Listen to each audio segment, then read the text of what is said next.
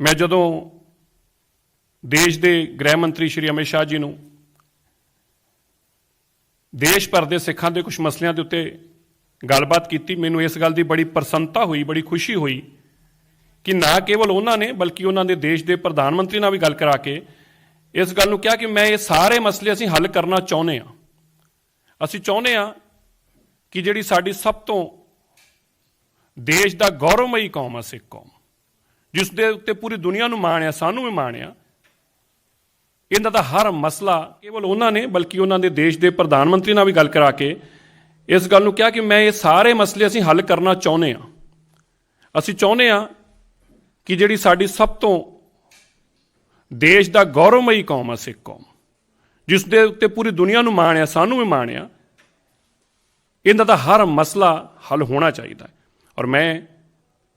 अज सब तो पहला दिल्ली सिख गुरुद्वारा मैनेजमेंट कमेटी तो अपने आप नूं मुक्त किया, क्योंकि उत्थे भी मैनूं बहुत माण मिलिया और मैं नहीं चाहुंदा सी कि संदेश ये जाए कि शायद दिल्ली सिख गुरुद्वारा मैनेजमेंट कमेटी की प्रधानगी बचाउण लई या कुर्सियां बचाउण वास्ते मैं ये पार्टी को ज्वाइन कर रहा, पर मैं समर्पित होकर अपनी कौम के पिछे, अपनी कम्यूनिटी की गल वास्ते, क्योंकि देश के अंदर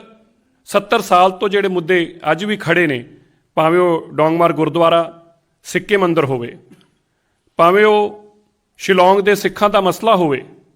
या श्रीनगर के कश्मीर के जम्मू कश्मीर के सिखां का मसला होवे, जिथे उन्होंने अज तक नौकरियां च रिजर्वेशन नहीं मिले, उन्होंने हक नहीं मिले,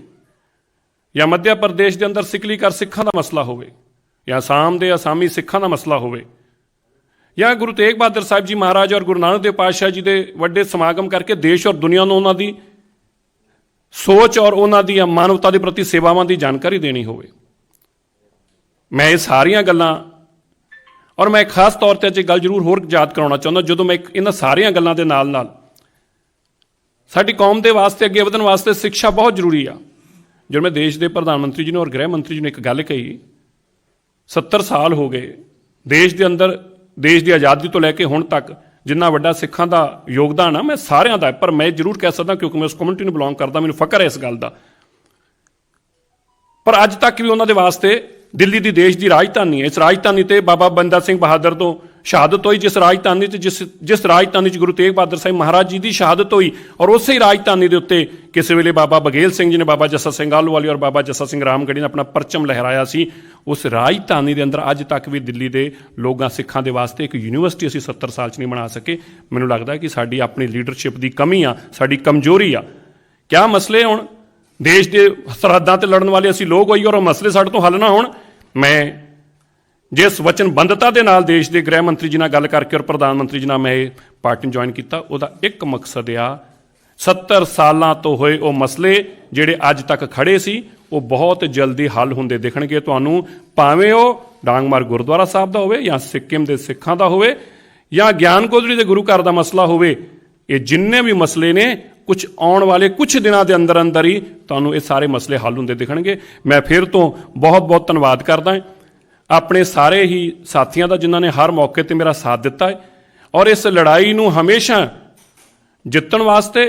और इस लड़ाई के तो हमेशा फतेह वास्ते मैं अपने मालिक धन धन साहिब श्री गुरु ग्रंथ साहिब महाराज जी का धन्नवाद करदा। गुरु तेग बहादुर साहब जी के दर तो सानू बहुत कुछ मिलिया है, उस मालिक के दर का धन्नवाद करदा। एक वचनबंधता करदा है कि जिन्नी शिद्दत के नाल असीं दिल्ली सिख गुरुद्वारा मैनेजमेंट कमेटी च रह के अपनी कौम की गल की, अज इस वड्डी देश की सरकार के माध्यम तो खास तौर पर जो देश के गृह मंत्री और प्रधानमंत्री जी और देश के वड्डे वजीर तुहाडी उन्हां जो तुहाडे सोच होवे, जो तुहाडे मंग होवे, जो तुहाडे कौम के मसले हो उन्होंने हल करन बैठे होण, तो मैं जरूर कह सकदा है जिन्नी कि अगे शिद्दत नाल लड़ रहे सी, जिन्नी शिद्दत नाल मसलिਆਂ ਲਈ खड़े हुंदे सी, उस तो 10 गुणा ताकत के नाल अपनी कौम के मसले हल करने वास्ते असीं खड़े होवांगे। मैं फिर तो सब का धन्नवाद करदा, देश के प्रधानमंत्री का धन्नवाद करदा, देश के गृह मंत्री जी का, पार्टी के नैशनल प्रेजिडेंट साहब का, और मेरे साथ नाल बैठे हुए सारे ही देश के वड्डे वजीरां का भी मैं बहुत बहुत दिल ਦੀਆਂ गहराइयां चों धन्नवाद करदा, मीडिया के सारे बंदों का धन्नवाद करदा। और मैं ये भी जरूर सबनूं एक जानकारी जरूर देना चाहुंदा कि जो प्रबंध असीं 3 साल तक दिल्ली सिख गुरुद्वारा मैनेजमेंट कमेटी के चलाए ने, वो प्रबंध भी पूरी दुनिया के अंदर वाहद पहली बार इस तरीके होया कि एड्डी वड्डी महामारी के दौरान देश के वड्डे तो वड्डी संस्था ने इस गल की वडियाई दी और वधाई दी कि सिखां की सच्ची सेवा की आ। और उहदे वास्ते मैं गुरु साहब का धन्नवाद करते हुए अज फिर तुहाडे सारी संगत के ਚਰਨਾਂ 'ਚ ਇਹੀ ਬੇਨਤੀ ਕਰਦਾ ਕਿ ਅਸੀਂ ਮਿਲ ਕੇ ਦੇਸ਼ ਦੀ ਇੱਕ ਸਰਕਾਰ ਦੇ ਨਾਲ ਜਿਹੜੀ ਟਕਰਾਅ ਦੀ ਗੱਲ ਬਾਰ-ਬਾਰ ਕੀਤੀ ਜਾਂਦੀ ਸੀ ਉਹ ਤੋਂ ਪਰਾਂ ਹੋ ਸਕੀਏ, ਜਿਹੜੀ ਆਪਸੀ ਭਾਈਚਾਰਕ ਸਾਂਝ ਦੀ ਗੱਲ ਕੀਤੀ ਜਾਂਦੀ ਸੀ ਉਹਨੂੰ ਨੇੜੇ ਲਿਆ ਸਕੀਏ। ਤੇ ਜ਼ਿੰਦਗੀ 'ਚ ਇੱਕ ਗੱਲ ਯਾਦ ਰੱਖਣੀ ਆ, ਇੱਕ ਸਮਾਂ ਉਹ ਸੀ ਜਦੋਂ ਹਰ ਦਿੱਲੀ ਦਾ ਹੋਵੇ ਜਾਂ ਦੇਸ਼ ਦੀ ਨਾਰਥ ਇੰਡੀਆ ਦੀ ਅਗਰ ਖਾਸ ਤੌਰ ਤੇ ਗੱਲ ਕਰਾਂ, ਹਿੰਦੂ ਪਰਿਵਾਰ ਆਪਣੇ ਵੱਡੇ ਬੱਚੇ ਨੂੰ ਸਿੱਖ ਬਣਾਉਂਦਾ ਸੀ। ਇਸ ਪਰੰਪਰਾ ਨੂੰ ਸਾਡੇ ਕੁਝ ਸਿਆਸੀ ਲੋਕਾਂ ਨੇ ਆਪਣੀ ਸਿਆਸੀ ਲੋੜਾਂ ਦੇ ਅੰਦਰ ਇਸ ਨੂੰ ਖਤਮ ਕਰ ਦਿੱਤਾ। ਅਸੀਂ ਆਪਸੀ ਭਾਈਚਾਰਕ ਸਾਂਝ ਨੂੰ ਦੁਬਾਰਾ ਉੱਥੇ ਲੈ ਕੇ ਖੜਾ ਕਰਨਾ ਔਰ ਇਸ ਸੁਨਹਿਰੀ ਮੁਲਕ ਦੇ ਅੰਦਰ ਸੁਨਹਿਰੀ ਤਰੀਕੇ ਨਾਲ ਅਸੀਂ ਚਮਕੀਏ, ਉਹਦੇ ਵਾਸਤੇ ਅਸੀਂ ਇਕਜੁੱਟ ਹੋ ਕੇ ਕੰਮ ਕਰਾਂਗੇ। ਵਾਹਿਗੁਰੂ ਜੀ ਕਾ ਖਾਲਸਾ, ਵਾਹਿਗੁਰੂ ਜੀ ਕੀ ਫਤਿਹ। आप सभी लोगों का बहुत बहुत धन्यवाद।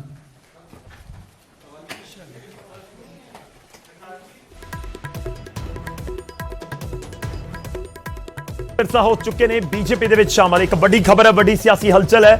ਹਾਲਾਂਕਿ ਮਨਜਿੰਦਰ ਸਿੰਘ ਸਿਰਸਾ ਜਦੋਂ ਸ਼ਾਮਲ ਹੋਏ ਨੇ ਤਾਂ ਉਹਨਾਂ ਦੇ ਵੱਲੋਂ ਬੀਜੇਪੀ ਦੀ ਸ਼ਲਾਘਾ ਤਾਂ ਕੀਤੀ ਜਾਣੀ ਹੀ ਸੀ ਤੇ ਉਹਨਾਂ ਨੇ ਜ਼ਿਕਰ ਕੀਤਾ ਕਿ ਜਿਹੜੇ ਸਿੱਖ ਭਾਈਚਾਰੇ ਦੇ ਮੁੱਦੇ ਨੇ ਉਹਨਾਂ ਨੂੰ ਲੈ ਕੇ ਜੋ ਸਟੈਂਡ ਰਿਹਾ ਪਿਛਲੇ ਸਮੇਂ ਦੇ ਵਿੱਚ ਪ੍ਰਧਾਨ ਮੰਤਰੀ ਦਾ ਜਾਂ ਫਿਰ ਦੇਸ਼ ਦੇ ਗ੍ਰਹਿ ਮੰਤਰੀ ਦਾ ਜਾਂ ਬੀਜੇਪੀ ਦਾ, ਉਸ ਨੂੰ ਧਿਆਨ ਦੇ ਵਿੱਚ ਰੱਖਦੇ ਹੋਏ ਹੀ ਉਹਨਾਂ ਨੇ ਇਹ ਫੈਸਲਾ ਲਿਆ ਕਿ ਉਹ ਬੀਜੇਪੀ ਦੇ ਵਿੱਚ ਸ਼ਾਮਲ ਹੋ ਜਾਣਗੇ। ਡੀਐਸਜੀ ਐਮਸੀ ਦੇ ਅਹੁਦੇ ਤੋਂ ਅਸਤੀਫਾ ਦੇ ਚੁੱਕੇ ਨੇ। ਉਹਨਾਂ ਨੇ ਇਹ ਵੀ ਕਿਹਾ ਕਿ ਮੈਂ ਨਹੀਂ ਚਾਹੁੰਦਾ ਸੀ ਕਿ ਇਸ ਤਰੀਕੇ ਨਾਲ ਕੋਈ ਮੈਸੇਜ ਜਾਵੇ, ਕੋਈ ਸੁਨੇਹਾ ਜਾਵੇ ਕਿ ਕੋਈ ਕੁਰਸੀ ਬਚਾਉਣ ਦੇ ਲਈ ਇਸ ਤਰੀਕੇ ਦੇ ਨਾਲ ਮਨਜਿੰਦਰ ਸਿੰਘ ਸਿਰਸਾ ਦੇ ਵੱਲੋਂ ਬੀਜੇਪੀ ਜੁਆਇਨ ਕੀਤੀ ਜਾ ਰਹੀ ਹੈ। ਖੈਰ ਸਿਰਸਾ ਬੀਜੇਪੀ ਦੇ ਹੋ ਚੁੱਕੇ।